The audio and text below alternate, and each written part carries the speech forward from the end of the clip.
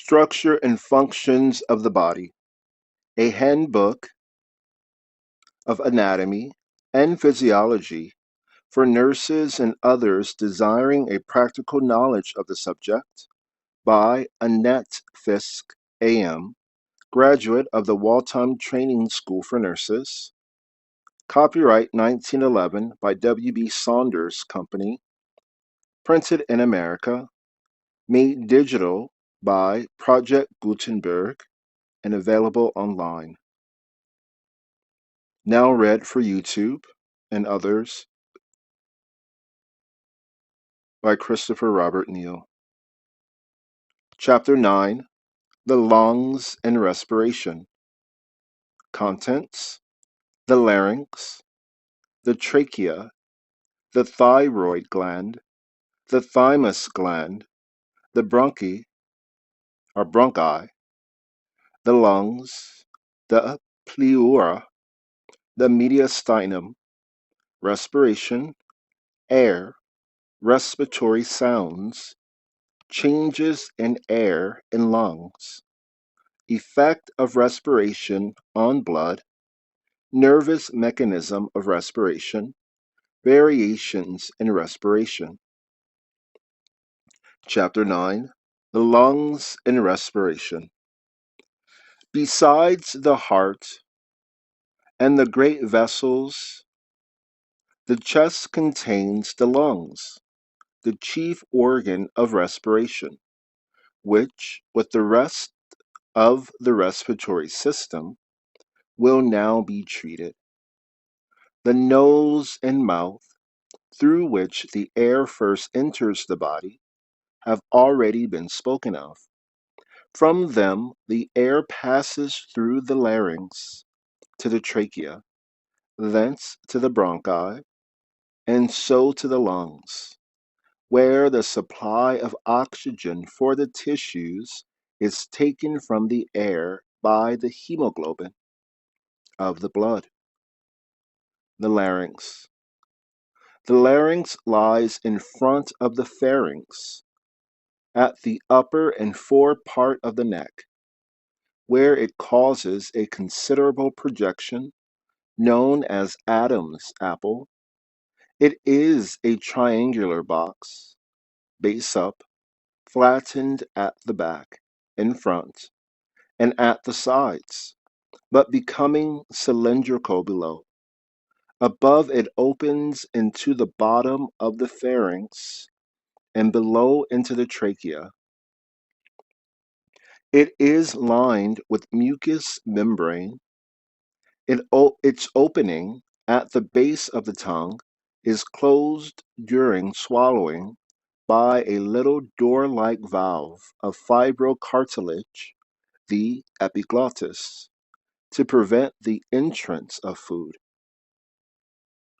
9 cartilages go to make up the larynx, of which the most important are the thyroid and cricoid cartilages and the epiglottis already mentioned. The thyroid is the largest and is open behind. Its 2 alli are wings, meeting in an acute angle in front and forming the Adam's apple.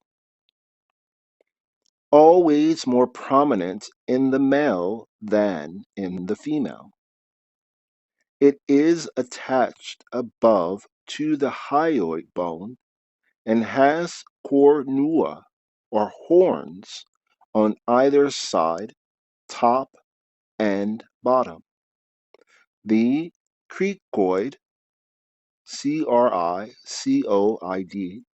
or ring-like cartilage resembles a seal ring with the stone placed posteriorly.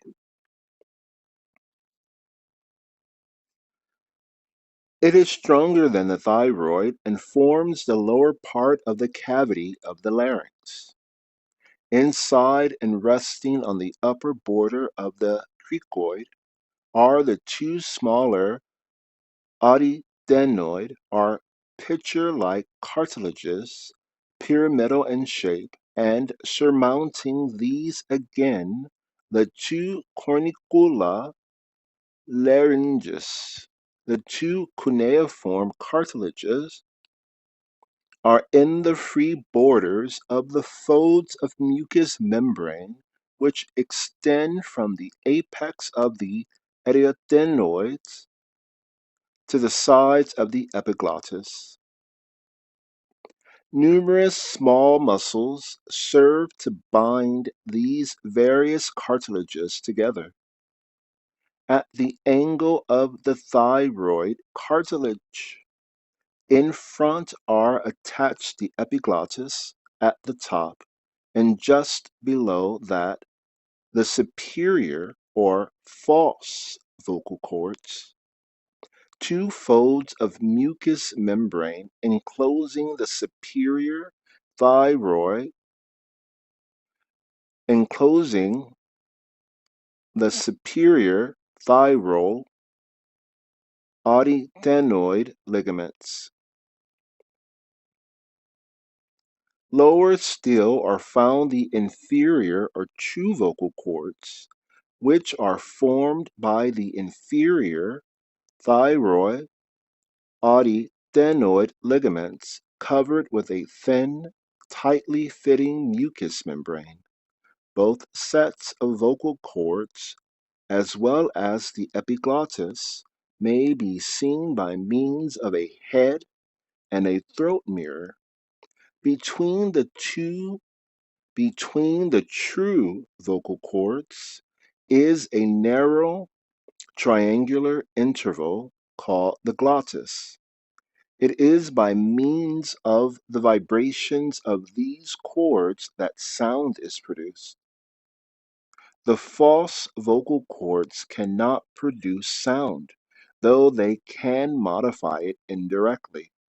Quality of voice as treble, bass, etc., depends upon the size of the larynx and the length and elasticity of the vocal cords.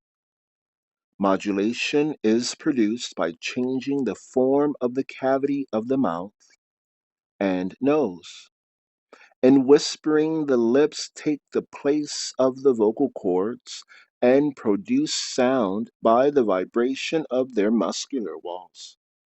Instead of tracheotomy, laryngotomy is sometimes done in the depression between the thyroid and the cricoid, which may be felt on the living.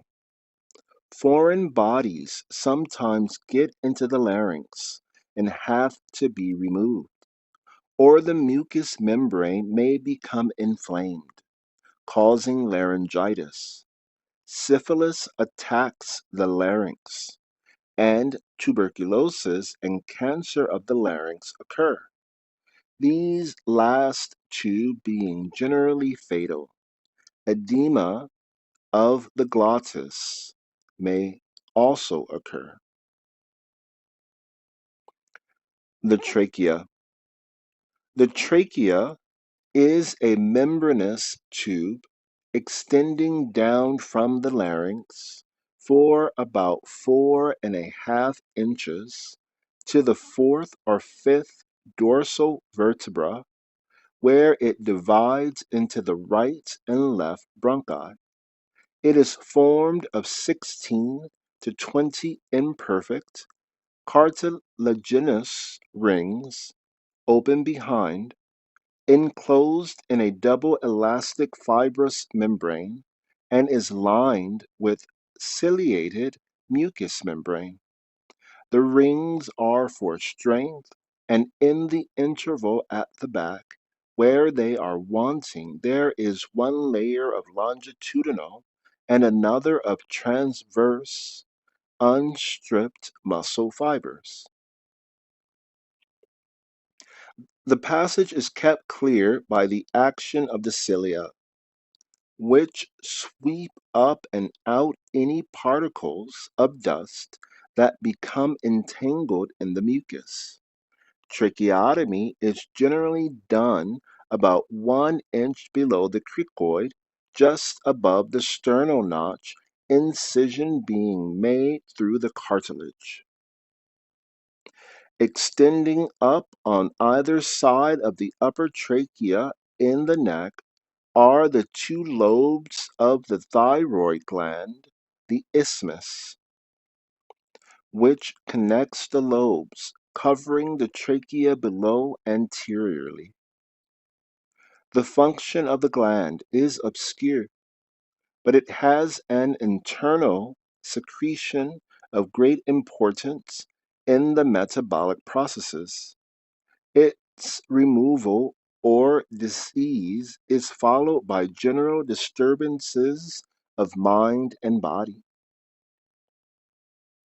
The injection of thyroid extract has proved effective as treatment. In goiter, the gland becomes enlarged. The thymus gland lies below the thyroid gland at birth, in front of and at the sides of the trachea, and runs down behind the sternum. It is largest at the end of the second year, after which it atrophies, being almost absent at puberty. It too is ductless, and its function is not well understood. The bronchi, the two bronchi, of which the right is the larger and shorter, and resemble the trachea in structure. As they enter the root of the lung, they divide, the right into three and the left into two branches, one for each lobe, after which they divide and subdivide, the bronchioles becoming smaller and smaller and finally ending in the infundibula. Pouch-like places lined with air cells in which cilia keep in the air. Pouch-like places lined with air cells in which cilia keep the air in motion. As they grow smaller, the bronchioles gradually become wholly membranous. The lungs. The lungs themselves, two in number, lie each in a serous sac or pleura, similar in structure to the pericardium and serving a like purpose. The outer layer of the pleura is reflected back over the thoracic wall and diaphragm. There is no pleural cavity in health between the two layers of the pleura. The two surfaces being in close contact, though moistened with lymph to prevent friction during respiration. In inflammation of the pleurae or pleurici, they become thickened and roughened and friction results, as is shown by the sounds heard through the stethoscope. Friction causes effusion, and fluid collects. This generally absorbs again, but occasionally the serous fluid becomes pustular and emphysema results. In front, between the two pleurae, which are wholly separate, is the mediastinal space or mediastinum, which extends from the sternum to the spinal column and contains all the thoracic viscera except the lungs and heart.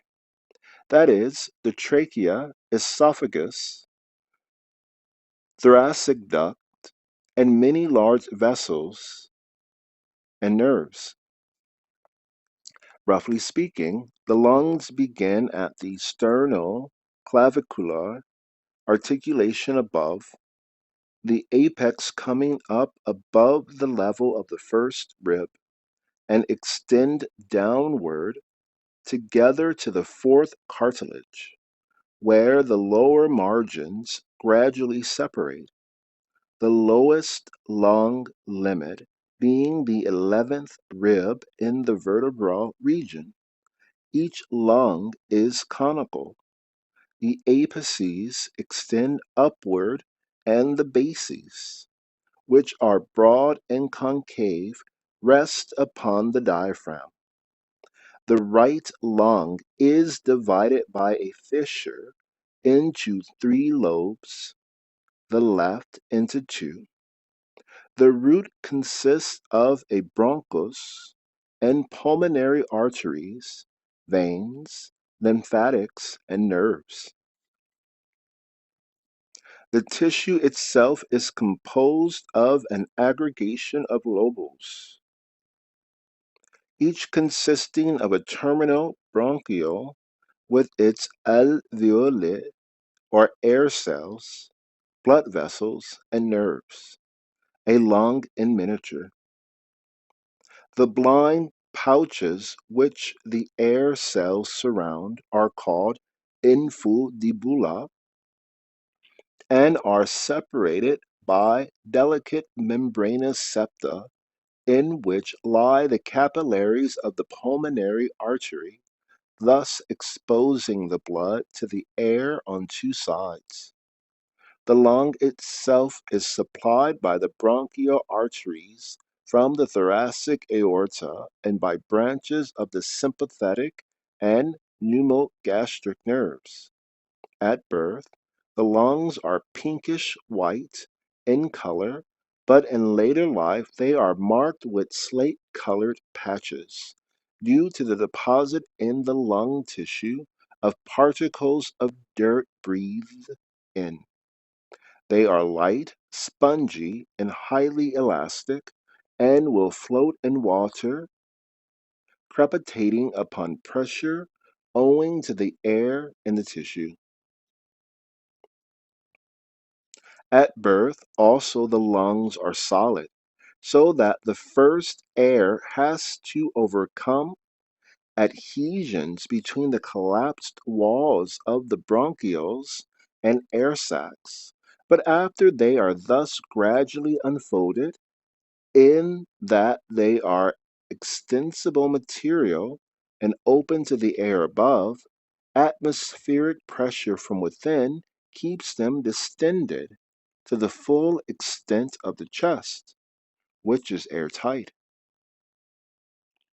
They never collapse afterwards unless puncture of the chest wall, as in stabbing, causes collapse, in which case the lung shrivels into a small ball.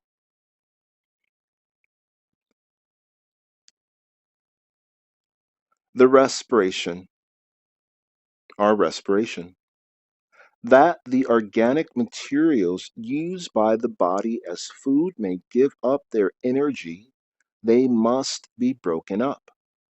And for this, oxygen is needed. That the organic materials used by the body as food may give up their energy, they must be broken up. And for this, oxygen is needed.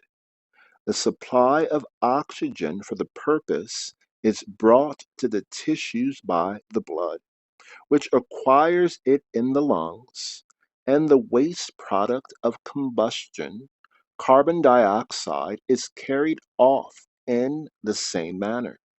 The lungs are therefore adapted to take in large quantities of air and to keep up a rapid exchange of oxygen and carbon dioxide in the blood. This process of supplying oxygen to the tissues and of removing carbon dioxide and other waste is ordinarily an involuntary act, though it can be regulated temporarily and is known as respiration or breathing.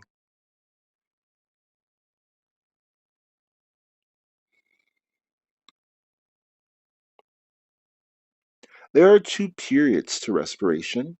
One, inspiration, or the drawing in of air, and two, expiration, or the expulsion of air from the lungs, the former process being a little shorter than the latter. A pause follows each expiration before there is another inspiration. At birth, the normal rate of respiration is 42, but it grows slower as the child grows older, being 26 at the age of 5 or 6, while in the adult it averages 17 to 20 times a minute. It is slower during sleep and more rapid during it is slower during sleep and more rapid during physical activity. The average amount of air taken in with every inspiration is 30 cubic inches, and the minimum air space per individual should be 3,000 cubic feet per hour. Breathing is of two kinds: diaphragmatic or abdominal, and chest or rib breathing. The former usually being more pronounced in men than in women, probably because of centuries of tight dressing on the part of the latter. As a rule, however, both diaphragm and ribs come into play, for in inspiration, which is an active movement, the thorax becomes enlarged from before, backward, laterally, and vertically. The ribs are raised by the external intercostals chiefly, though the internal intercostals aid somewhat in swinging out upon the vertebrae, widen the chest as well as deepen it. The diaphragm, which is dome-like when relaxed, becomes flattened in contraction and so increases the size of the chest from above downward. As the chest enlarges, the lungs expand, the air in them becomes rarefied, and more air rushes in. When the lungs are full, they relax, and the muscles relax after their contraction, so that expiration is a passive movement due largely to the elastic relaxation of lungs and muscles, the air being driven out by the lessened capacity of the lungs. Difficult breathing. In heart and lung troubles, where too little oxygen is carried to the tissues, dyspnoea, dyspnoea, or difficult breathing results and may even advance to asphyxia, a condition in which no air is obtained. In difficult or labored respiration, the pectoral muscles are used in inspiration, and the scalene, which pass from the vertebrae of the neck to the sternum, develop and become powerful. The levatories of the ribs may also the levatories of the ribs may also assist, and even the muscles of the neck and arms may help out, while in forced expiration, the abdominal muscles are called into play. The glottis opens and closes rhythmically as the air enters and leaves the lungs, and the nostrils add their might in the struggle for oxygen. Finally, there may be scarcely a muscle in the body that is not striving to aid the respiration, and general convulsions may result, followed by exhaustion and death. Air.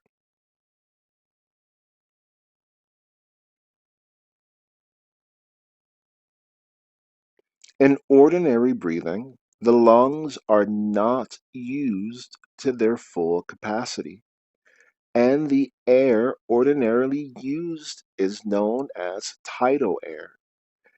In forced inspiration, the lungs are filled to their fullest extent, and the air then taken in excess of the tidal air is known as complemental air. In like manner, the difference between the air ordinarily breathed out and that breathed out in forced expiration is known as supplemental air. The sum of these three is the vital capacity of the lungs. While beyond this, there is probably some air that is never expelled, the stationary or residual air. Respiratory sounds. The entrance and exit of the air is accompanied by respiratory sounds or murmurs, which vary according to their position in the trachea, the bronchi, and the bronchioles, and are modified in diseases of the lungs and bronchi when they are often called rales or rails,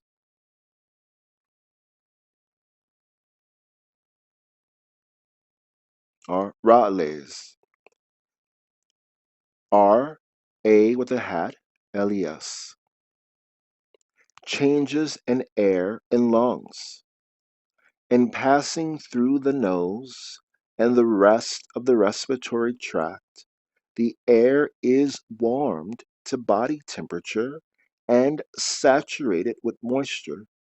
After its entrance into the lungs, various changes take place in it through the mingling of the tidal with the residual air. Thus, it gives up about 4 or 5% of its oxygen and acquires some 4% additional carbon dioxide, while the amount of nitrogen remains about the same. By its giving up more oxygen, than it receives carbon dioxide, its volume is slightly diminished. Exhaled air also contains traces of ammonia and certain organic matters, generally the result of decomposition, which give a bad odor to the breath and are more dangerous in a close room than the mere lack of oxygen or the presence of carbon dioxide. Indeed, the amount of oxygen may be very much diminished, being reduced to 5 or 6% instead of the normal 21% without being noticed or giving rise to any immediate bad result.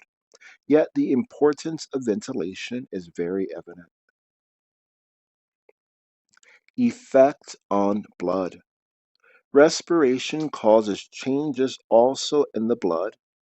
The venous blood being purple and the arterial bright red. This difference in color is due to the absence or presence of oxygen, which is not absorbed or dissolved by the blood, but forms a rather unstable compound, oxyhemoglobin, with the hemoglobin of the blood. As the oxygen is removed in the passage of the blood through the body, there results in venous blood reduced hemoglobin, which is of a purplish color upon exposure to the air. However, it absorbs oxygen once more and resumes its scarlet color. If carbon monoxide gets into the blood, as in cases of gas poisoning, it drives off the oxygen and forms a more stable compound with the hemoglobin. Whence the difficulty in restoring a person so poisoned. Nervous mechanism. Nervously, respiration is controlled in three ways. One, by the phrenic nerve to the diaphragm. Two, by some fibers of the vagus or pneumogastric. And three, by the respiratory center in the bulbous portion of the spinal cord. Injury to the respiratory center means the ceasing of respiration and death.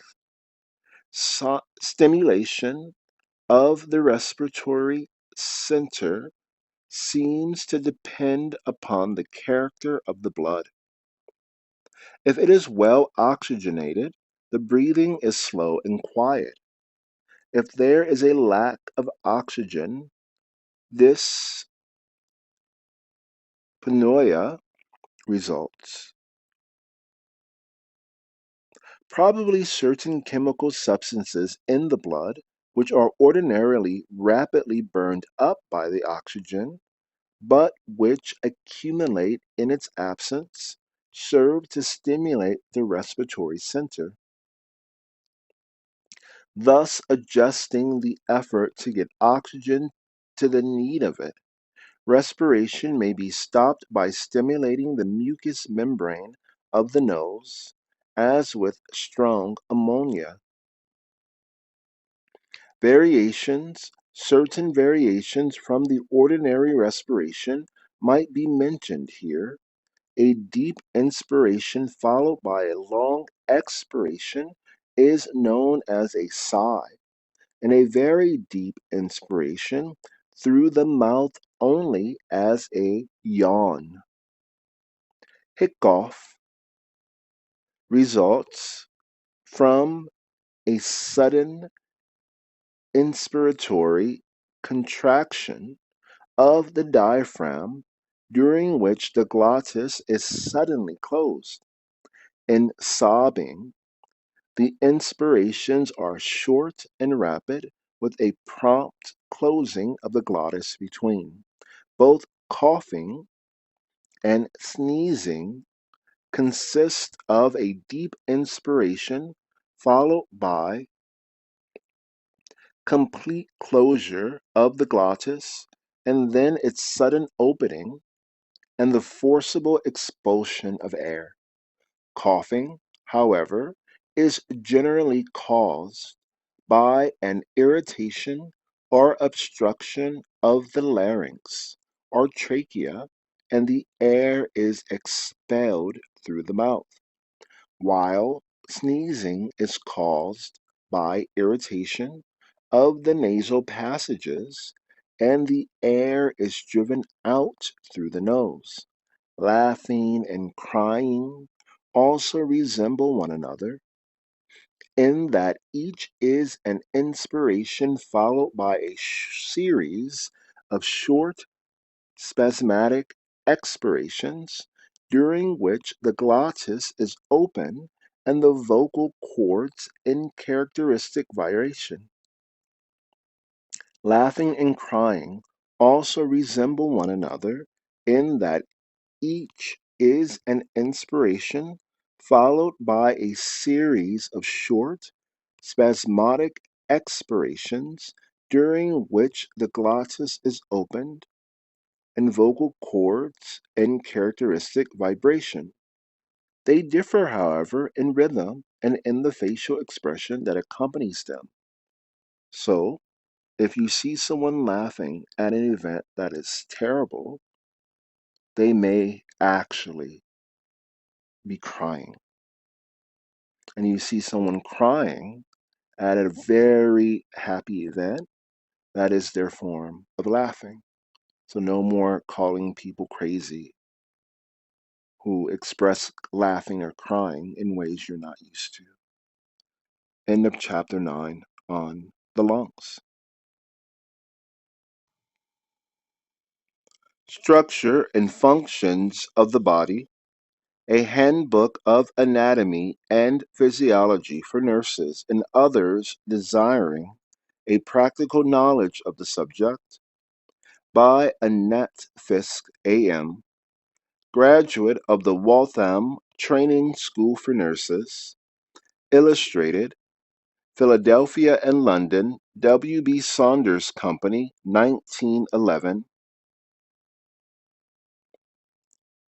made digital by the Project Gutenberg, and read by Christopher Robert Neal. Chapter 10, The Abdomen and the Organs of Digestion and Excretion. Contents: the abdominal cavity, muscles of the abdomen, the peritoneum, abdominal regions, salivary digestion, the pharynx, the esophagus, the stomach, gastric digestion, vomiting, intestinal canal, the small intestine, intestinal digestion, absorption in intestine, the large intestine, food and metabolism, the liver, the gallbladder, the pancreas, the spleen, the suprarenal capsules, the kidneys, the urine, the ureters, the bladder and urethra. Chapter 10, The Abdomen and the Organs of Digestion and Excretion. The abdominal cavity, below the diaphragm and separated from the lowest cavity of the trunk, the pelvis, only by an invisible plane drawn through the brim of the true pelvis, is the abdominal cavity, which may be said in a general way to contain the organs of digestion and the kidneys. It is protected behind by the vertebrae and anteriorly by the lower ribs, above and below by muscular walls, which make possible the complete bending of the body. These muscles are for the most part large and very strong, and the greater number are inserted, in part at least, into a median tendinous line, the linea alba, which passes from the ensiform cartilage of the sternum above to the symphysis pubis below. Muscles. The external oblique muscles form the outer layer. The external oblique muscles form the outermost layer of the abdominal wall. They rise from the external surface of the 8 lower ribs on either side and are inserted in the anterior half of the iliac crest, as well as by aponeurosis in the linea alba, where each joins its fellow from the opposite side. The fibers running downward and inward like the fingers in the trousers pocket. Along the lower border of the aponeurosis is a broad fold, Popart's ligament.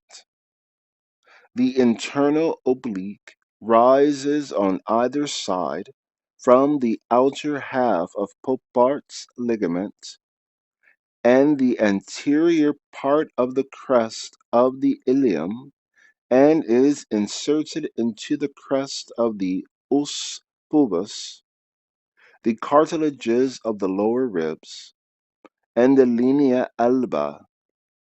Its fibers run at right angles to those of the external oblique. These oblique muscles serve to compress the viscera, to flex the body, and assist in expiration. The deepest of the abdominal muscles is the transversale, which rises from the outer third of Popart's ligament and the adjoining part of the crest of the ilium from the six lower costal cartilages, and by a broad aponeurosis, the lumbar fascia, from the lumbar vertebrae. It is inserted into the pubic crest, and by aponeurosis in the linea alba. There is one of these muscles on either side. The rectus abdominis is also really two muscles and extends from the symphysis pubis to the cartilages of the fifth, sixth, and seventh ribs. At first, it passes back of the oblique and transversalis muscles, but about a fourth of the way up, it passes in front of the transversalis and between two layers of the internal oblique, which thereafter forms its sheath. Its chief duty is to flex the chest on the pelvis, though it also compresses the abdominal viscera. On one other muscle, a small one, is found in front, the pyramidalis, which rises from the pubic crest and is inserted into the linea alba midway to the umbilicus. At the back, the open space over the kidneys between the lower ribs and the os inominatum is closed in on either side by the quadratus lumborum, which extends from the three or four lower lumbar vertebrae and the adjacent iliac crest to the last rib, and the upper four lumbar vertebrae. It flexes the trunk laterally or forward according as one muscle or both are used, and may aid in either expiration or inspiration. The nerves of the abdominal muscles are chiefly the internal intercostals. The peritoneum, lining the abdominal cavity, is a serous membrane, the peritoneum, which is reflected back over the viscera within in such a way as to cover each one wholly or in part. Folds of peritoneum, the omenta, connect the stomach with the other viscera, the most important being the great omentum, which has one layer descending from the anterior and another from the posterior wall of the stomach. The mesenteries are double layers of peritoneum, which hold the intestines to the vertebra and posterior wall. Between their folds run the blood vessels. Abdominal regions. For convenience of description, the abdominal cavity has been divided into 9 regions by means of 2 transverse parallel lines. The one through the 9th costal cartilages and the other just over the iliac crest, and 2 perpendicular parallel lines through the cartilage of the 8th rib and the middle of Popart's ligament on either side. These 9 regions have been named as follows: the right and left hypochondriac regions, up under the ribs with the epigastrium between; the right and left lumbar regions, next below with the umbilical between; and the right and left inguinal, inguinal, with the hypogastric between.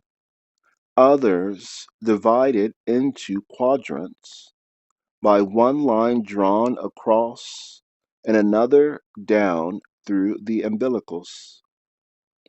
The contents of the abdomen in full are the stomach, intestines, liver, gallbladder, spleen, pancreas, kidneys, suprarenal capsules, and the great vessels, that is, the organs of digestion and excretion. When distended, the bladder extends up into the abdominal cavity, as does the uterus also when enlarged. Salivary digestion. Although most of the digestive organs are situated in the abdomen, the food enters the body through the mouth, where its prehension is a voluntary act. Here digestion also begins, and from the first, the process is a double one: mechanical and chemical. Mechanical digestion consisting largely of muscular movements by which the food is ground up and carried through the digestive tract. Thorough mastication or grinding of the food by the teeth is necessary, while the tongue assists by moving the food about and by mixing it thoroughly with the saliva, a viscid fluid composed of water and salts and having a slightly alkaline reaction. The saliva is secreted by the parotid, sublingual, and submaxillary glands, and serves to soften and dissolve the food, and by virtue of its unorganized ferment, ptyalin, to convert starch into sugar. Upon proteins and fats, it has practically no digestive action. Moderate warmth and an alkaline medium favor its action, while extremes of heat or cold or an acid medium hinder it. There is little absorption in the mouth, though starch, nicotine, and alcohol may be absorbed in small quantities. The pharynx. When the food is ready for deglutition or swallowing, it is thrust back into the pharynx, a somewhat conical musculo-membranous sac situated base upward behind the nose and mouth and behind but somewhat above the larynx. The pharynx is about 4.5 inches long and ends on a level with the cricoid cartilage in the esophagus or gullet. It is attached to the vertebrae at the back and opens in front into the mouth.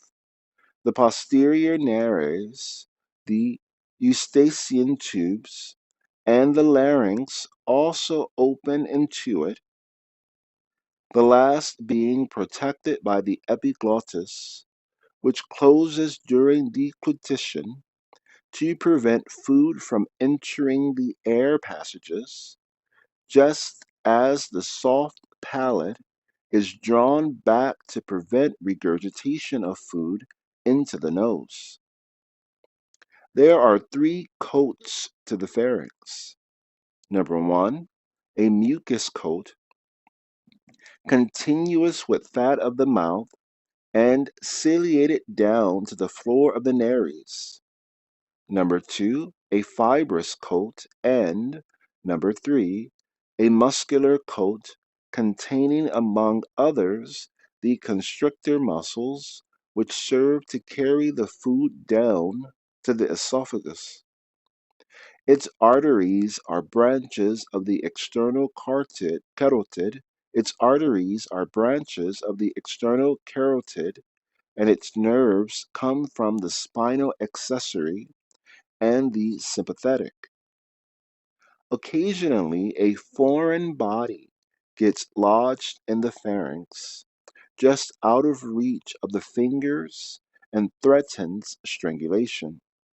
Retropharyngeal abscess on the posterior wall occurs rarely. Retropharyngeal abscess on the posterior wall occurs rarely.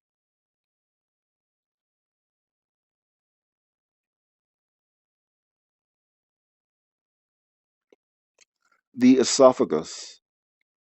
From the pharynx, the food passes to the cardiac orifice of the stomach, opposite the 10th dorsal vertebra, through the esophagus, a muscular tube about 9 inches long, which collapses when empty.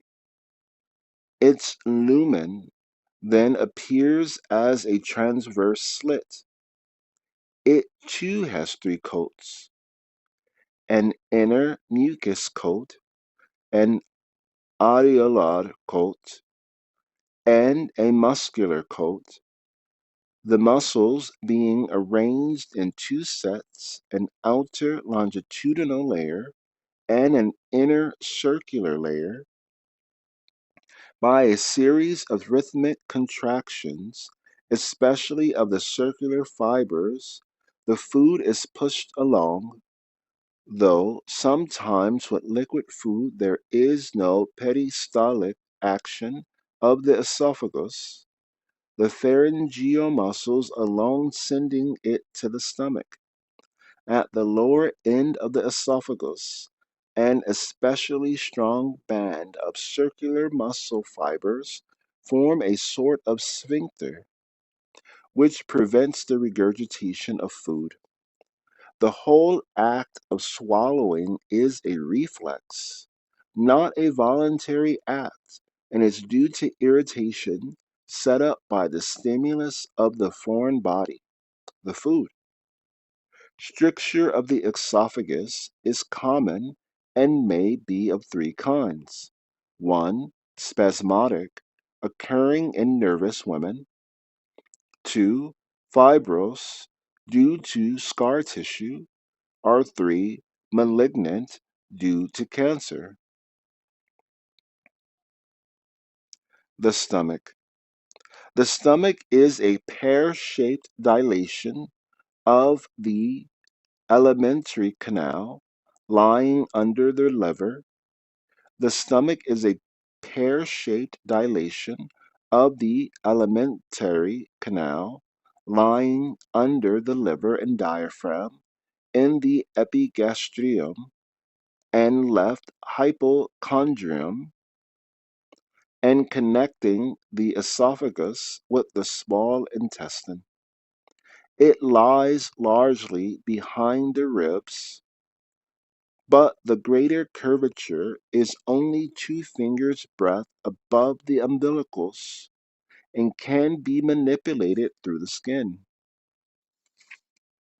The cardiac end into which the esophagus enters is the larger and points upward to the left. The lesser and lower end, known as the pylorus, is at the right, and its opening into the small intestine is guarded by the pyloric sphincter. The lesser curvature is concave, and on the upper surface, the greater convex on the undersurface. The great omentum is attached to the latter. In size, the stomach varies more or less than of a man, generally being larger than that of a woman. But it is usually about 10 inches long and 4 or 5 inches across. It has a capacity of 5 pints and serves as a storehouse for food. The stomach has 4 coats. 1. A serous coat derived from the peritoneum. 2. A muscular coat of 3 layers with longitudinal fibers continuous with those of the esophagus, circular fibers, and oblique fibers. 3. An areolar coat. And 4. A mucus coat, which, when the stomach is empty, is thrown into longitudinal folds or rugae, and whose surface is covered with glands.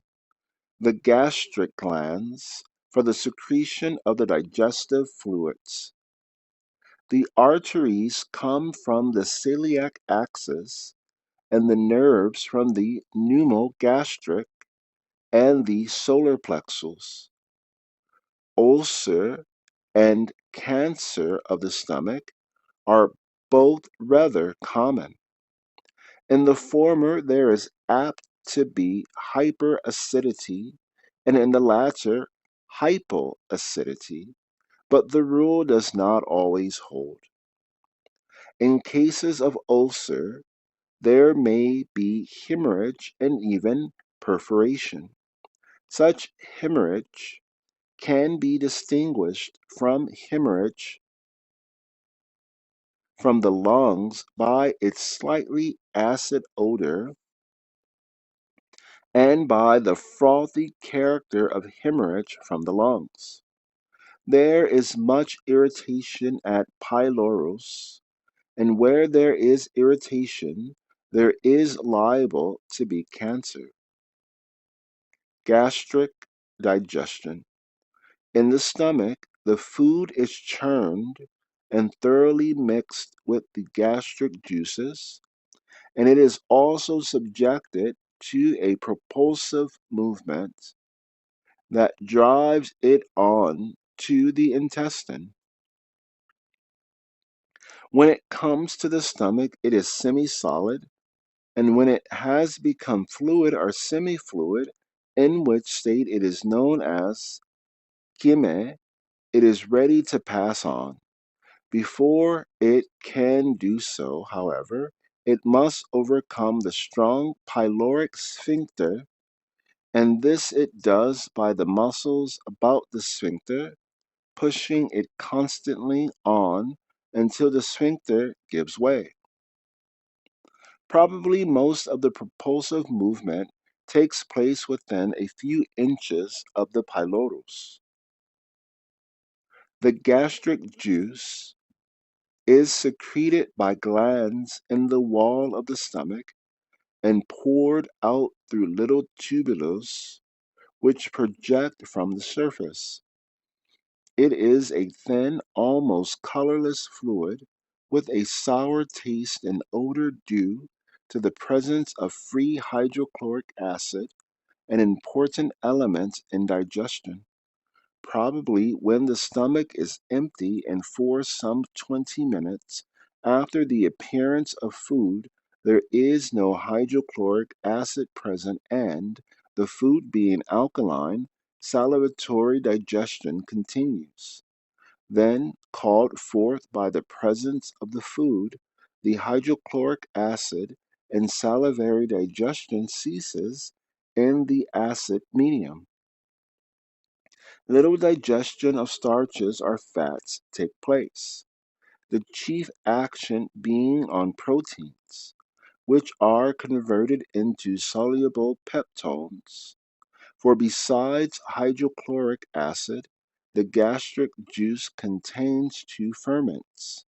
One, pepsin, which is particularly active in aiding the digestion of proteins, and two, renin, which especially affects milk.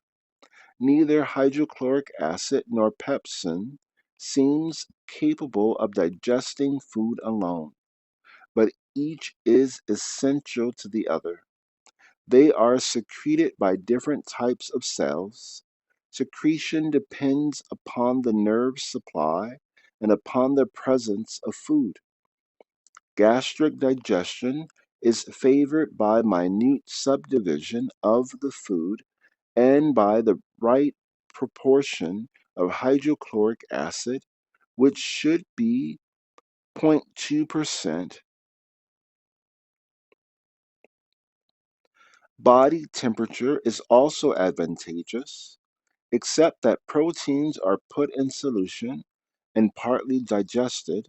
Little digestion goes on in the stomach, and though the rugae afford a large absorbing surface, little absorption takes place, although more takes place than in the mouth, and in time most foods, except fats, can be absorbed.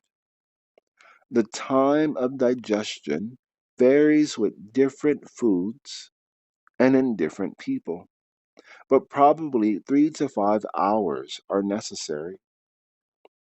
The food leaves the stomach as chyme, Chyme, a fluid of about the consistency of pea soup. Vomiting is more or less the reverse of swallowing and is generally preceded by a feeling of nausea, which starts up retching, a more or less involuntary effort of the stomach to throw off its contents. To relieve the retching, a long breath is taken, followed by a deep expiration that opens the cardiac end of the stomach and allows the abdominal muscle to force the food out. After much vomiting and prolonged retching, the pyloric end of the stomach may be affected and bile will then appear in the vomitus. Artificial vomiting may be produced by irritation of the gastric nerve center in the brain or by irritation of the stomach itself.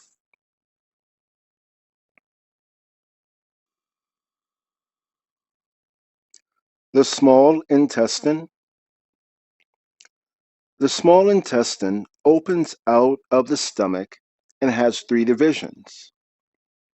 Number one, the duodenum, which is only about 10 to 12 inches long. Number two, the jejunum, so called because it is generally empty after death, which is about 2/5 of the remainder and lies chiefly in the umbilical region and the left iliac fossa, and three, the ileum, or curved intestine. The remaining 3/5, which gets its name from its numerous coils and which lies in the middle and the right side of the abdomen. There is no direct division between the jejunum and the ileum, but the first part of the former and the last part of the latter are quite different in character. At its entrance into the large intestine, the ileum is guarded by the ileocecal valve. The same coats continue in the small intestine as were found in the stomach, but they are here much thinner, and the inner coat is shaggy, like velvet, with innumerable minute processes called villi, which greatly increase the absorbing surface. In fact, the great length of the intestine, as well as the presence of the villi, is aimed to provide a large surface to absorb the food as it passes. An even greater increase of surface being provided by the fact that the intestinal wall is thrown into folds. The valvulae conniventes.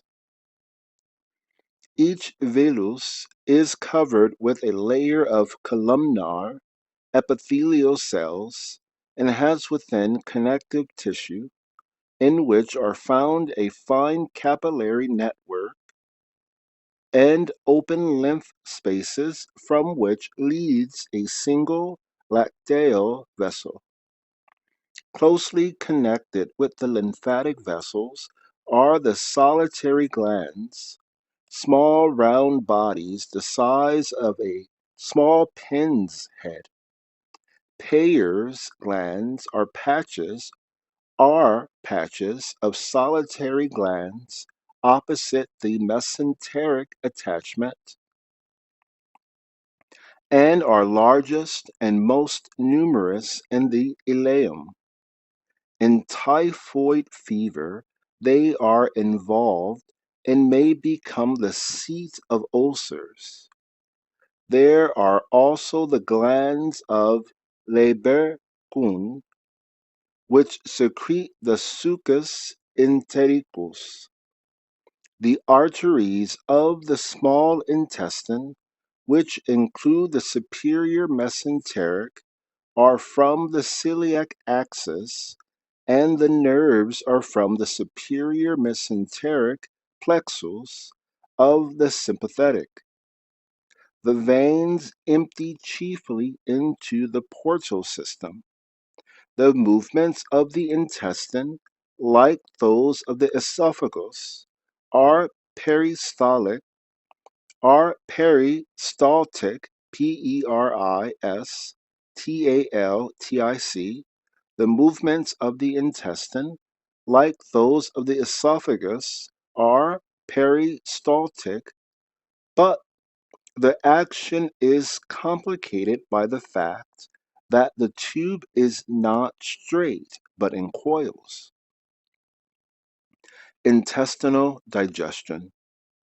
The food which enters the duodenum as chyme or chyme there comes in contact with the bile and the pancreatic juice, which together but unmixed enter the duodenum from their respective ducts by a common orifice, as in the stomach. The digestive juices are called forth by the presence of food. The bile is secreted in the liver, from which it flows away through the hepatic duct, which joins the cystic duct from the gallbladder to form the common bile duct. Through this, it flows into the intestine during digestion. But between whiles, it passes up into the gallbladder, where it is stored for future use and whence it is expelled when needed.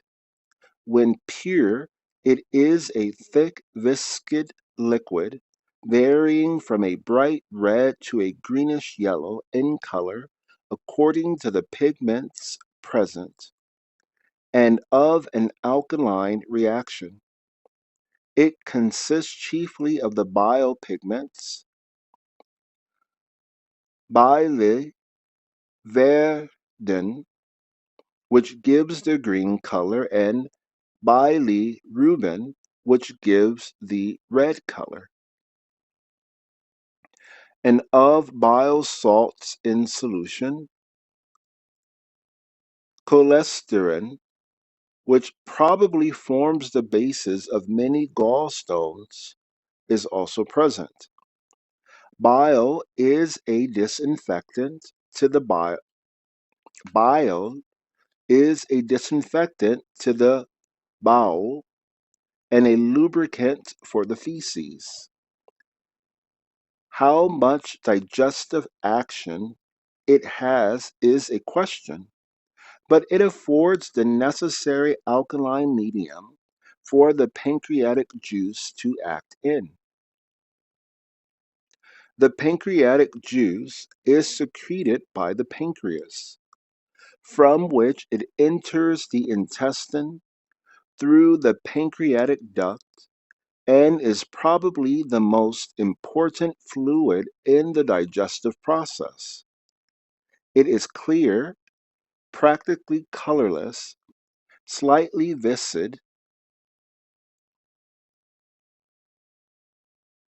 or gelatinous, and quite strongly alkaline in reaction owing to the presence of sodium carbonate.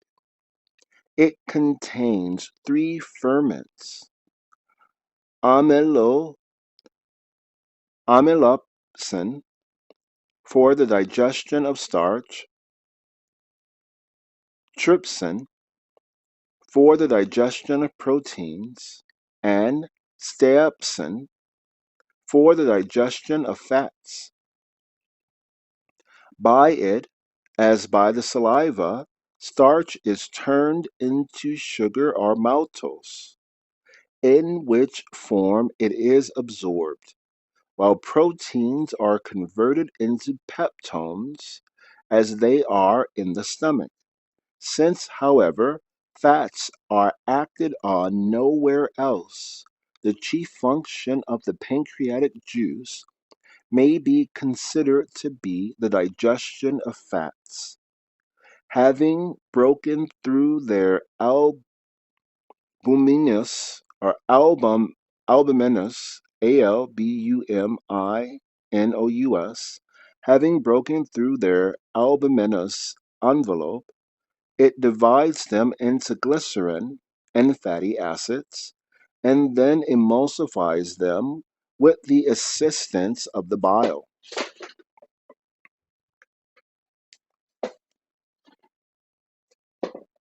The food also comes in contact with the succus entericus, a juice secreted by the gland of Lieberkühn in the small intestine, whose chief action is the conversion of sugar into glucose. Absorption. As the food is absorbed from the intestine, it is liquid and entirely digested and is known as chyle or chyle. Practically all absorption takes place from the small intestine, though there is a little in the large intestine. It takes place in two ways. Number one, through the portal vessels, and number 2, through the lacteals, which are the lymphatic vessels of the small intestine. Fats are absorbed practically entirely by the lacteals. They enter the cells covering the villi, travel thence to the lymph spaces, and so into the lacteal or main lymph channel, whence they are carried to the thoracic duct and the general circulation. From the blood they are absorbed as fat and stored up as adipose or fatty tissue, which is found throughout the body in connective tissue about the organs. Organic salts and water are for the most part absorbed by the portal system, which they reach through the capillaries of the villi and through which they go to the liver. Starches in the form of sugar pass between the cells of the villi into the lymph spaces, from which they are taken up by the capillaries. On the way to the liver, maltose becomes dextrose. On the way to the liver, maltose becomes dextrose. Proteins in the form of peptones pass through the layer of epithelial cells to the lymph spaces and then to the capillaries, an active part being taken by the cells. By the time they reach the liver, the peptones have been changed back into proteins. In fact, peptones seem to have some poisonous effect upon the blood if they get into it as such. The large intestine. The large intestine differs from the small in size and in fixity of position, lying curved in horseshoe shape above and around the small intestine. It is 5 or 6 feet long, large in caliber, and is thrown into crosswise folds. It has the same 4 coats as the small intestine, but the mucous coat is pale and smooth without villi. Its glands are crypts of libercum and the solitary glands.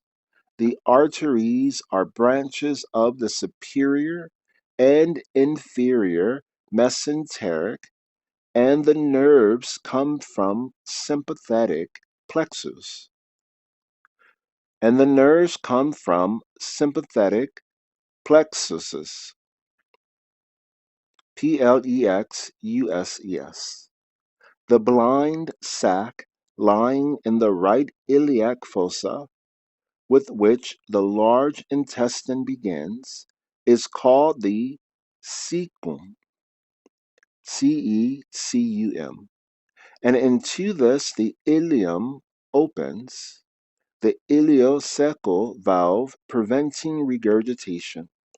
Just below the ileocecal opening is the vermiform appendix, a narrow worm-like tube with a blind end varying in length from 1 to 9 inches, but generally about 4½ inches long, which, so far as known, is functionless as well as dangerous. People have been born without an appendix, and it has, in rare instances, grown again after operation. Its base is located in the living by McBurney's point, a point 2 inches from the anterior superior spine of the ilium on a line drawn from the spine to the umbilicus. From the cecum The intestine ascends in what is known as the ascending colon along the abdominal wall at the right to the under surface of the liver, where it turns in the haptic flexure abruptly across the body to the left, passing below the liver, stomach, and spleen in the transverse colon. In the splenic flexure, it turns down the left abdominal wall, the descending colon passing to the crest of the ileum, where there is another curve, the sigmoid flexure, leading to the rectum, which passes for 6 or 8 inches down along the vertebrae, a little to the left, to the anus, the external opening. This opening is guarded by 2 sphincter muscles, about an inch apart, the internal and external sphincters. The coils of the small intestine lie below the transverse colon, covered mostly by the omentum. The splenic flexure is behind the stomach and below the spleen, and is slightly higher than the haptic flexure. The sigmoid flexure can be felt in the left inguinal region in thin people.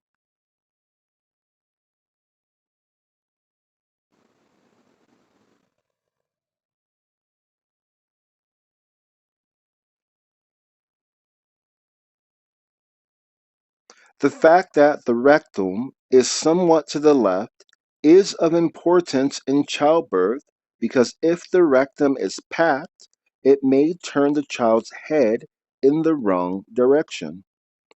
No digestion goes on in the large intestine, the function being to dry by absorbing water. The movements are practically the same as those of the small intestine, except that they are much less active.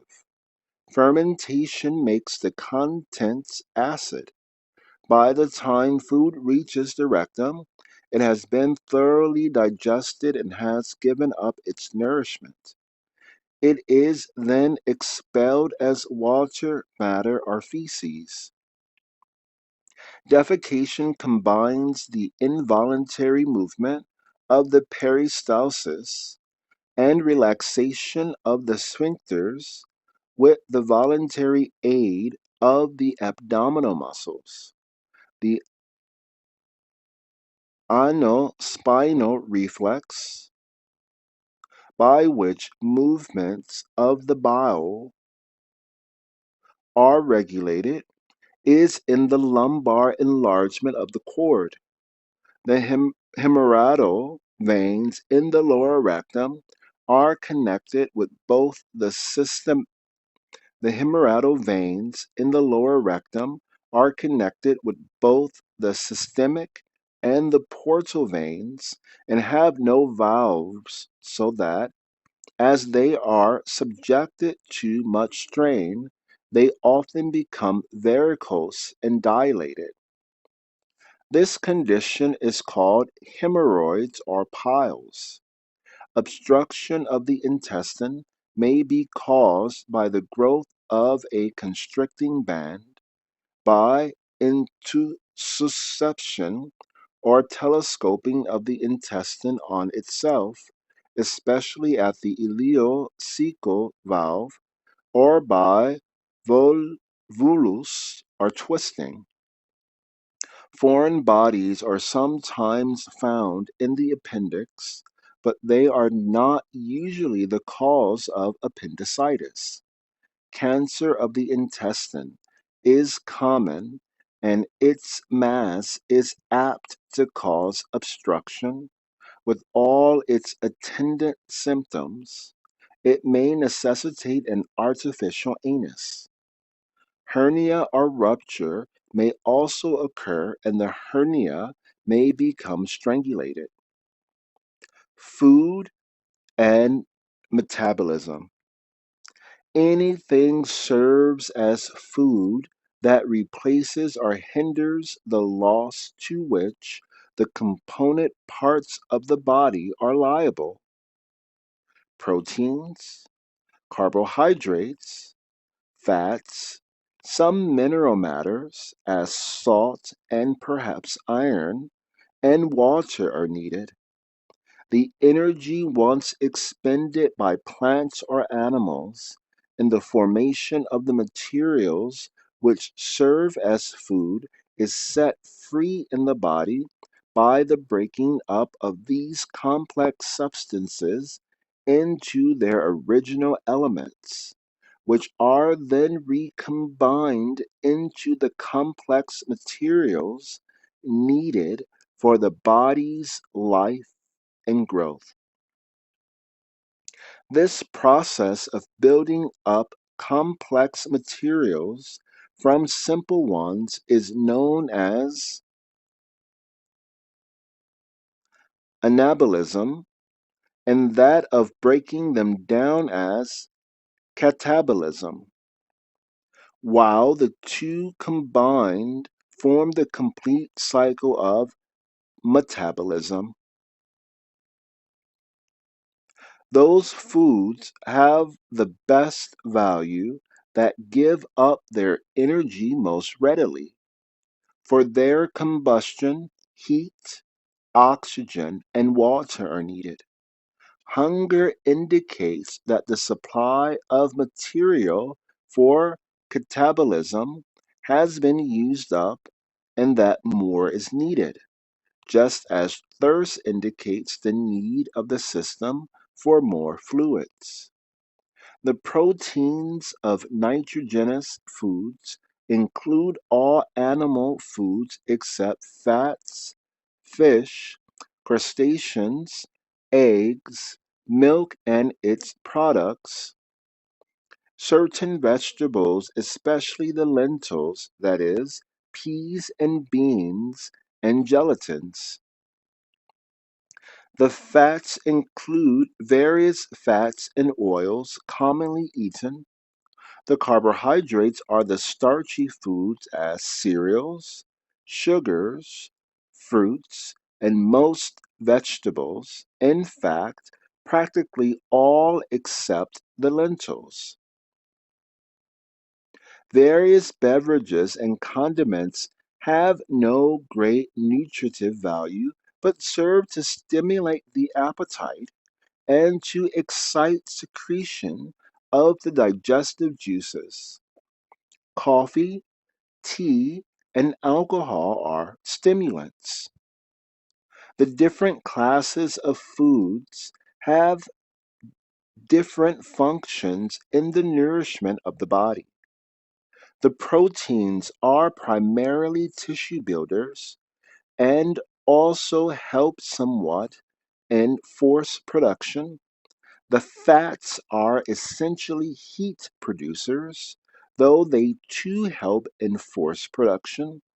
The carbohydrates are chiefly important as force producers, though they also produce heat and to a certain extent save protein oxidation.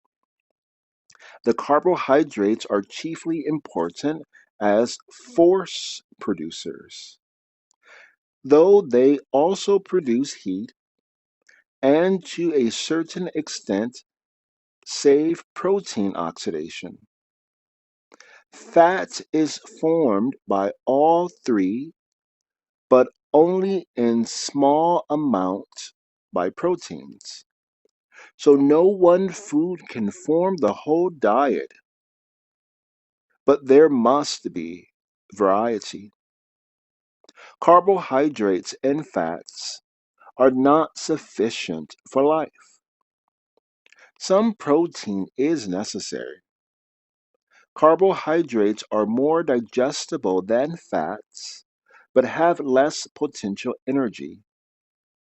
Gelatin saves waste of nitrogen, though it does not increase the supply. Water and salts are not nutritive, but they aid the body processes. the water helping to dilute and dissolve substances for digestion. The end product of the consumption of protein is urea, which is eliminated by the kidneys. Just where it is formed is unknown, but many think in the liver. A trifling amount of urea is also eliminated in the sweat and in the breath, as well as in the feces. Proteins increase nitrogenous metabolism and also the metabolism of other foods, but the amount of nitrogen eliminated is just equal to that taken in. Probably some come from the tissues themselves and not from the food. The oxidation of carbohydrates and fats is measured by the amount of carbon excreted. At first, as much is given off as is taken in, but after a while, the carbohydrate is stored up as glycogen in the liver and the fats are stored as fat. The amount of food needed varies with the person's size and occupation, less being needed for a child than for an adult, and more for a hard-working man than for one who is doing less work. In general, 100 to 130 grams of protein, 40 to 80 grams of fat, 450 to 550 grams of carbohydrates, 30 grams of salts, and 28,000 grams of water is a fair amount.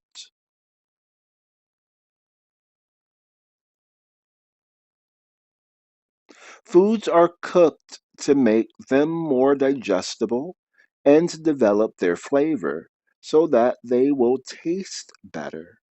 Cooking also kills germs and parasites that might be harmful.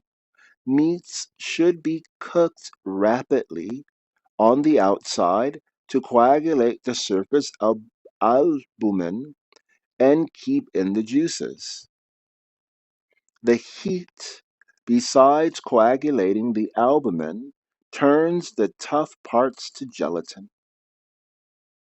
In cereals, the tough envelope of cellulose is broken up, and in vegetables, the tough fibrous parts are softened and made more digestible. The liver, below the diaphragm on the right and extending across above the stomach, resting in a way upon the transverse colon, and the small intestine is the liver, the largest gland in the body.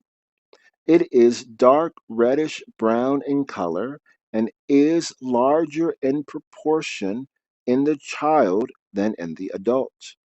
The upper surface is convex and lies in contact with the diaphragm, while the lower surface is concave to fit over the organs beneath. With a full breath, it comes downward and forward with the edge against the abdominal wall and can be easily felt. Numerous strong ligaments, including the suspensory ligament from the diaphragm, hold it in place, and it is more firmly fixed than any other of the abdominal organs, probably on account of its large size. It is divided by fissures into 5 lobes, of which the most important are the right and left, the right one being the largest and containing the gallbladder in one of its fissures. The liver tissue contains a large number of cells collected into lobules. lobules, in the center of each of which is a blood vessel, the intralobular vein, from which a network of capillaries extends to the edge of the lobule, there being a capillary on either side of each row of cells. Between the cells also are the intercellular biliary passages, roots of the bile duct, which exists in the connective tissue between the lobules, lobules, and which join to form two main ducts, one from the right and the other from the left lobe.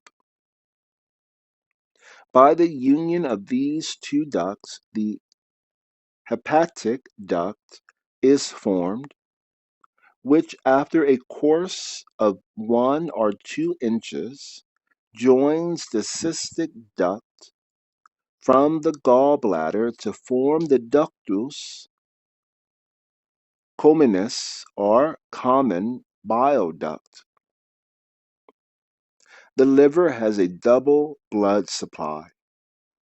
The hepatic artery from the celiac axis, bringing nourishment to the connective tissue and the walls of the blood vessels, while the capillaries between the cells come from the portal vein, which, being formed by the junction of the superior and inferior mesenteric, the splenic and the gastric veins, contains the proteins and carbohydrates absorbed during digestion.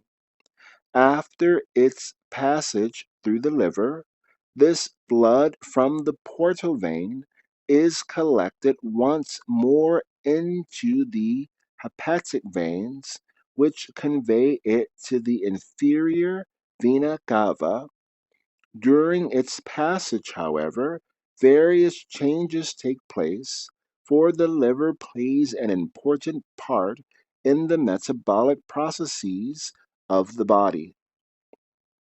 The liver has two principal functions: the secreting of bile and the storing up of glycogen.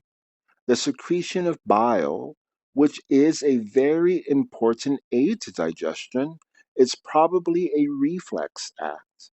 The presence of peptones in the portal blood after meals, acting as a stimulant to the liver cells. For food at once increases the secretion of bile, which is poured from the cells into the small bile ducts, and finally passes into the hepatic duct, and so to the gallbladder, where it is stored until needed. Although the flow from the liver is constant, the amount secreted reaches its maximum when the food gets down into the small intestine, that is, 4 or 5 hours after eating, there being a lull before that. Apart from the process of secretion, the manufacture of the bile pigments, bilirubin and biliverdin, which are made from the hemoglobin of the blood, seems to require some special action on the part of the liver cells. The glycogen, which is manufactured and stored in the liver cells, is a clear, hyaline substance akin to starch and capable of being converted into sugar by the starch ferment. Probably there is some such ferment in the blood which converts the glycogen into sugar as soon as it passes from the liver into the blood, though what it is not known. Neither is it known just how glycogen is formed, but it is manufactured chiefly after a mixed meal in which carbohydrates predominate, proteins having little and fats no effect upon its formation. It is undoubtedly formed from the sugar in the portal blood, and the process requires some work on the part of the liver cell itself. Probably there is always some sugar in the circulating blood which, as it is used up, must be made good. If there is not enough in the diet, the liver supplies the deficiency from its store of glycogen. Glycogen is found also in the muscles, in the placenta as food for the fetus, in leukocytes, and to a slight extent in cartilage. In fact, it is the form in which carbohydrate material is supplied to the tissues as needed. Normally, much of the sugar is used up by the blood and its cells in metabolism, giving rise to heat and energy. In muscles, glycogen is probably digested as lactic acid. As before action muscle is neutral or slightly alkaline, and after action acid. When the liver is deranged and allows the glycogen to pass out into the blood too freely, and when the liver is deranged and allows the glycogen to pass out into the blood too freely, or when the glycogen is not held as such, but turned to sugar and passed out in large quantities, sugar in the urine or diabetes mellitus results. Besides its secreting function, the liver has an eliminative function and plays an important part in purifying the blood, removing from it poisonous and narcotic substances. It is thought by some, though it has not been proved, that urea, the end product of protein metabolism, which is brought by the blood to the kidneys and there excreted, is formed in the liver. At any rate, urea is formed not only from the nitrogenous food eaten, but from the metabolism of protein substances in the tissues, being purely a waste product from which the nutritious substances have been absorbed. The amount thrown off is an accurate gauge of the amount of protein metabolism going on.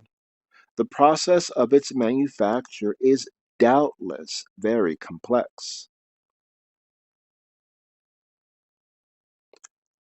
Ptosis, or dropping of the liver, sometimes occurs and is due to the stretching of the ligaments. Rupture is common, generally as the result of a fall from a height on account of its size and friability. The liver is also subject to many diseases. Cirrhosis, cirrhosis, occurs in people who drink a good deal and in its later stages is accompanied by ascites, ascites, an accumulation of fluid in the abdominal cavity. When there is a general accumulation of fluid throughout the body, it is known as anasarca. Syphilis causes enlargement of the liver. Abscesses occur perhaps oftener in the tropics than farther north and may break into the lungs, stomach, or intestine. The gallbladder. The gallbladder, which is simply a reservoir for the bile, is a pear-shaped organ 3 inches long and 1 inch broad. It lies in a fossa on the underside of the liver, with the large end or fundus touching the abdominal wall just below the ninth costal cartilage. Here it can be felt as a small mass in empyema of the gallbladder. Normally, it holds a little over 1 ounce, but with occlusion, it may become stretched. Its duct is the cystic duct, which joins the hepatic duct in the common bile duct, but bile only passes up into the gallbladder when the opening into the duodenum is closed, that is, between meals. If one of the bile ducts is stopped up by a stone or cancer, or for any other cause, the bile backs up in the liver, the pigments are absorbed into the circulation, and jaundice results. In this condition, operation is dangerous, as the time of coagulation of the blood, normally 5 minutes or less, is much delayed. Gallstones, formed largely of bile pigments and cholesterol, sometimes collects in the gallbladder, where they cause irritation and may give rise to empyema of the gallbladder. The stones vary in size from a pea to a hen's egg, and when small may be very numerous.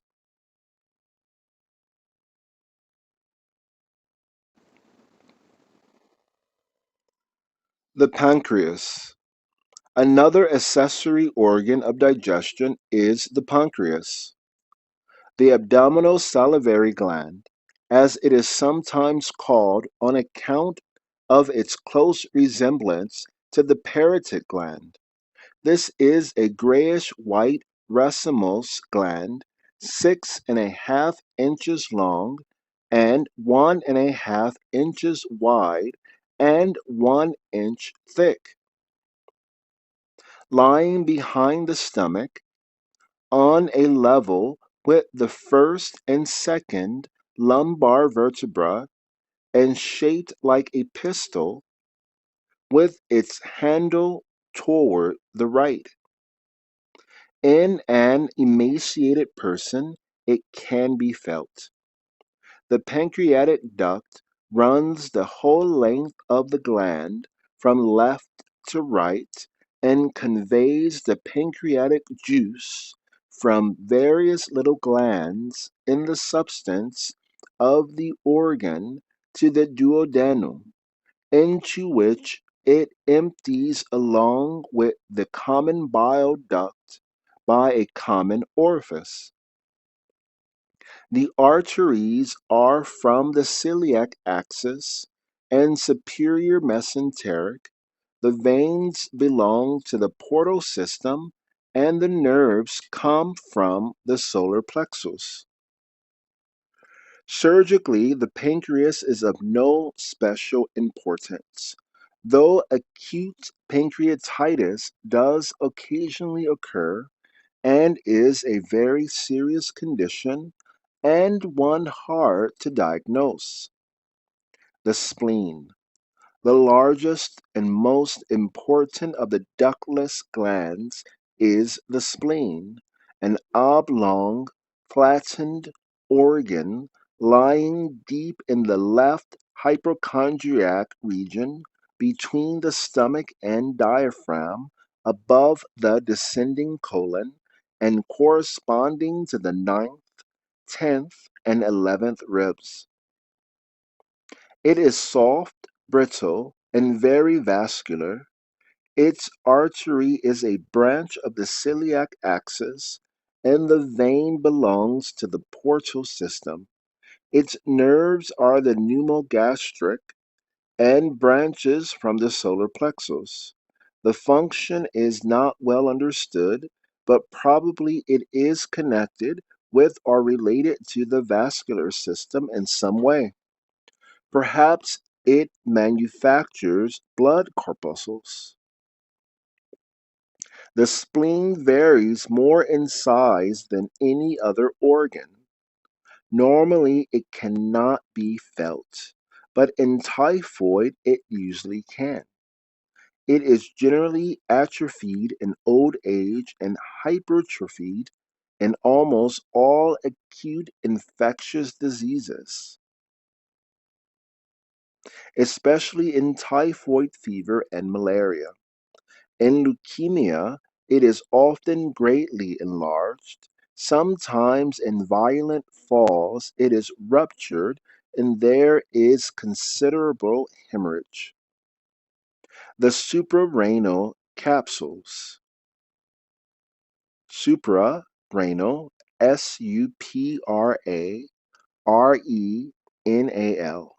the suprarenal capsules. The other ductless glands, the suprarenal capsules, yellowish triangular bodies, are situated just above and in front of the kidneys. Their function is important but not well understood. Death, accompanied by great muscular weakness, follows the removal of both, and when they are diseased, similar weakness is observed.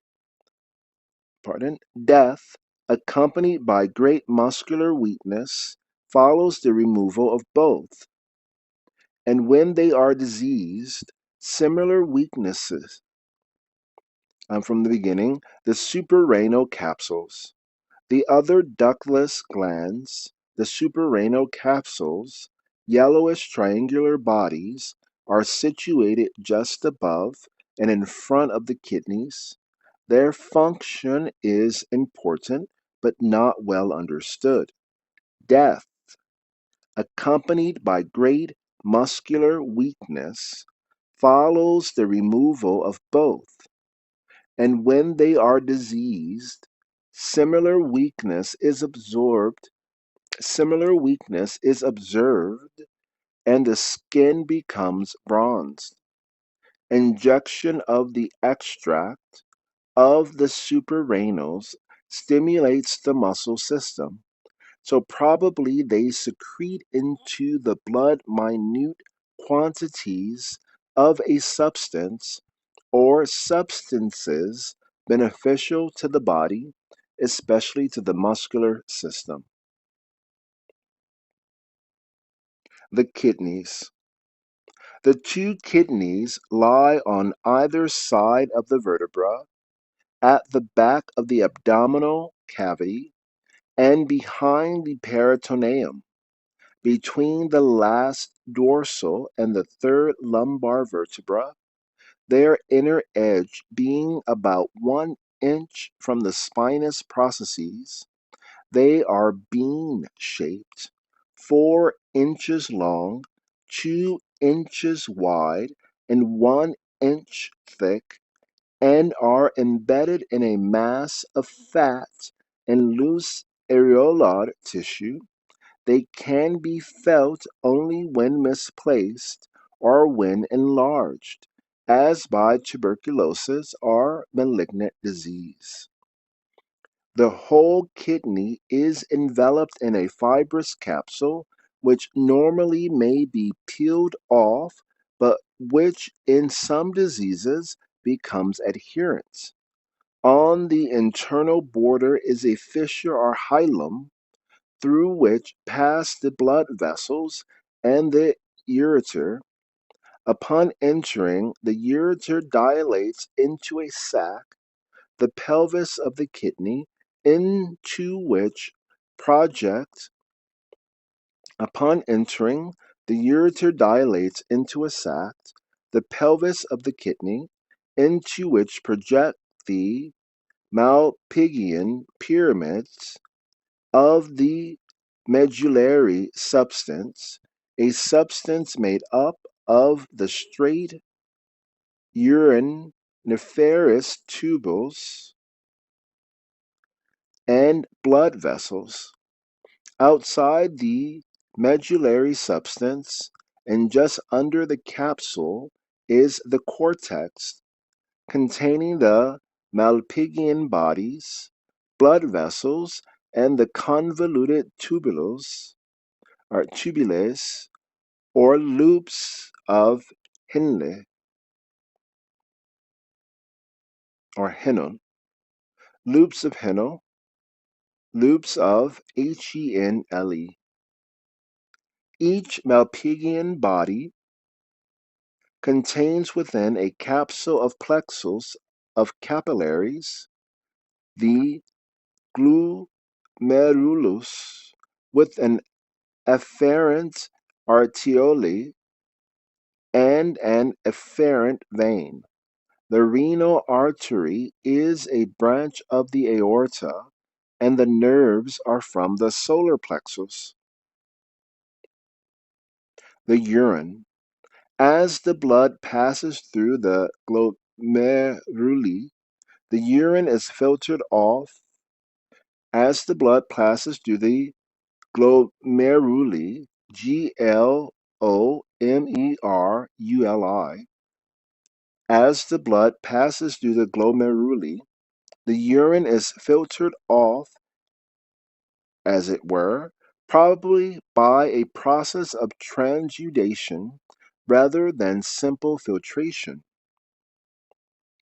The cells lining the tubules also play an important part in its formation, not by secreting new substances, but by taking up those brought by the blood and discharging them into the convoluted tubules, from which the urine passes through the straight tubules of the medulla to the pelvis, to be carried thence by the ureter. The process of the formation of the urine, therefore, is not purely a process of secretion, but requires some action on the part of the kidney, though no new substances are secreted in the kidney. The passage of the urine down through the ureters is assisted by a kind of peristaltic action in the walls of the ureters, and it is expelled from the body by the act of micturition, micturition, which is mostly voluntary, though a certain amount of nervous mechanism controls it. The seat of this nervous mechanism is in the lumbar enlargement of the spinal cord. In some nervous conditions, especially where there is injury to the spinal cord, there is involuntary micturition. The urine is a watery solution containing many waste products, especially urea. It is generally amber in color, varying in shade with circumstances, with an aromatic, characteristic odor when fresh. It is acid in reaction and has a specific gravity of about 1020, though this too varies with circumstances. Besides water, which is its chief constituent, it contains urea, uric acid, organic acids, uretase, inorganic salts, including sodium chloride and phosphates of calcium, and magnesium, a certain amount of ammonia, and certain pigments. Its acidity is due to acid sodium phosphate in solution, but varies with the food, and in disease the urine may become alkaline when passed. After standing a few hours in a warm place, it decomposes and becomes alkaline. The quantity, which is normally 3 pints or 1,500 cubic centimeters in 24 hours, varies with the amount of fluid drunk, the amount of perspiration, etc. The amount secreted depends chiefly, however, upon the flow of the blood through the kidneys. The greater the flow of blood, the larger the amount of urine formed. And the blood flow is determined by blood pressure and by vasomotor action. Secretion also seems to increase by the presence of urea, which apparently serves as a stimulant to the kidney cells.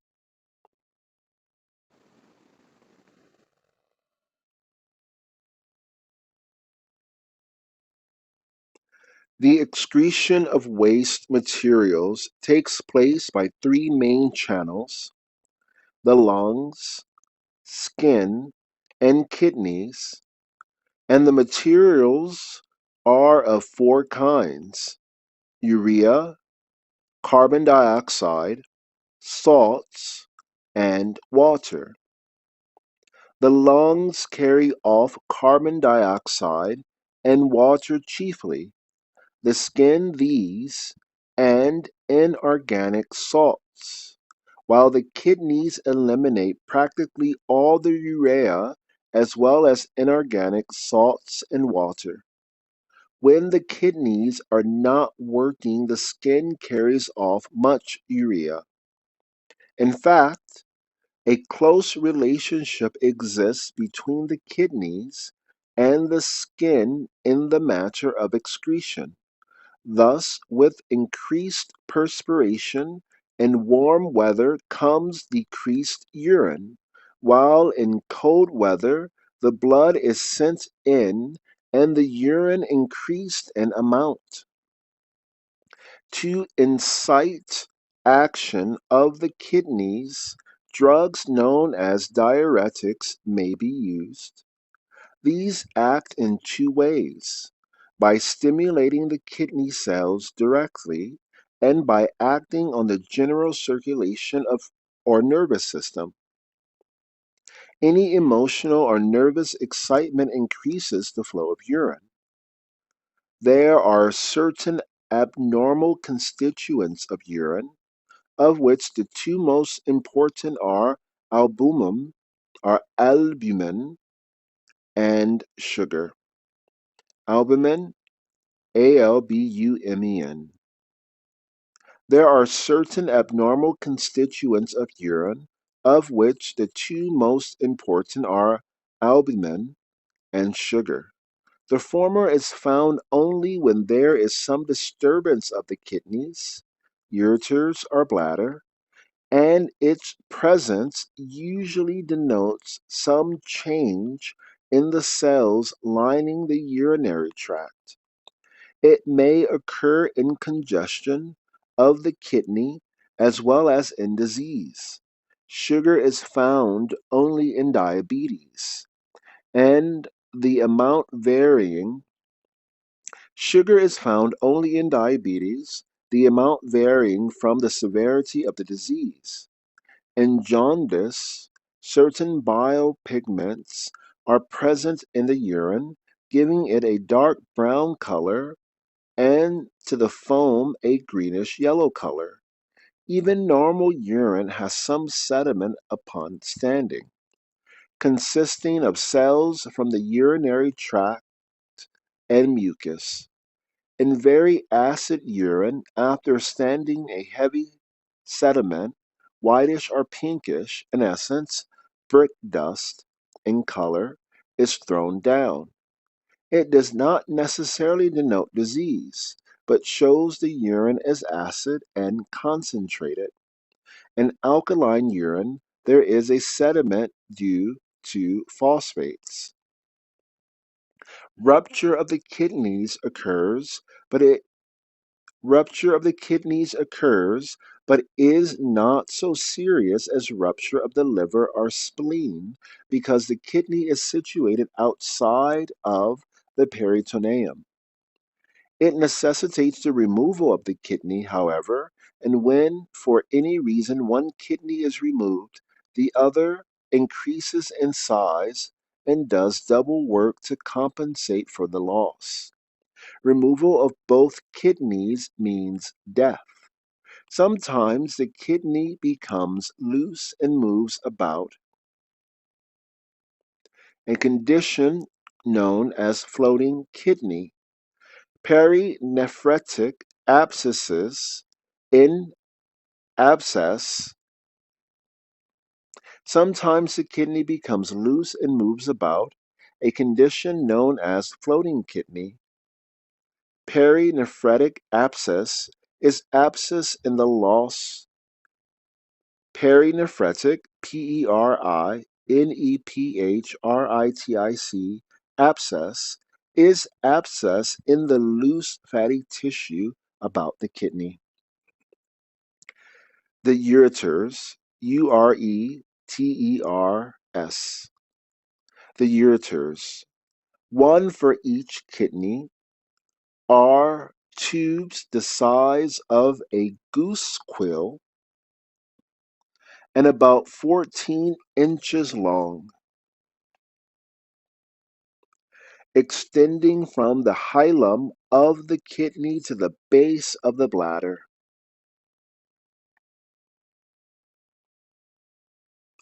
They have three coats: an internal mucus, a muscular, and an external fibrous coat, this last being continuous with the cortex of the kidney and the fibrous tissue of the bladder. In the female ureters may be felt through the wall of the vagina as they come into the bladder. In, in tubercular disease of one kidney, the ureter becomes inflamed and enlarged, and through the vagina feels almost like a lead pencil, a sure diagnostic sign. The bladder and urethra. In their course to the bladder, the ureters pass from the abdominal into the pelvic cavity, but before describing the pelvis itself, it will be well to complete the account of the urinary organs by considering the bladder and urethra. The bladder is the reservoir for the urine and has muscular walls lined with mucous membrane. A peritoneal coat covers the upper surface and is reflected to the walls of the abdomen and pelvis. It is situated back of the os pubis, the front bone of the pelvis, with its base or fundus directed downward and backward. Normally, it is in the pelvis that when much distended, it mounds up into the abdominal cavity, where it can be felt in front as a tumor. It rests on the rectum in the male and on the cervix in the female, and is held in place by numerous ligaments. When empty, it may be Y-shaped, but it becomes oval when distended. Its capacity is about 1 pint. The lower abdominal wall and the anterior wall of the bladder may be wanting congenitally. In paralysis of the sphincter at the neck of the bladder, distension results. Stones may be found in the bladder. From the neck of the bladder, the urine passes out of the body through the urethra. This is the male. This, in the male, passes through the penis and is about 10 inches long.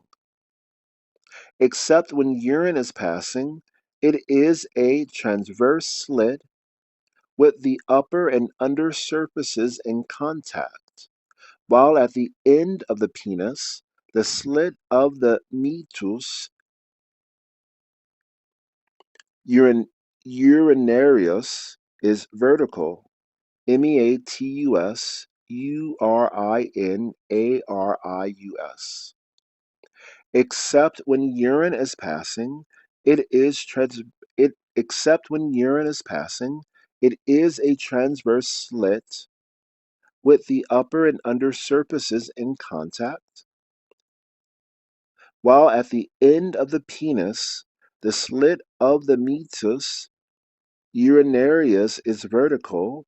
When the penis is flaccid, the urethra describes a sharp curve before its entrance into the bladder, but it becomes approximately straight when the penis is raised at right angles to the body. An important point to remember in catheterization. In the female, the urethra is straight and much shorter, being about 1.5 inches long. The meatus urinarius is in the anterior vaginal wall, about 1 inch behind the clitoris. Sometimes the urethra is ruptured in a fall. Structure of the urethra occurs sometimes after gonorrhea, owing to the formation of scar tissue following ulcer. End of chapter 10.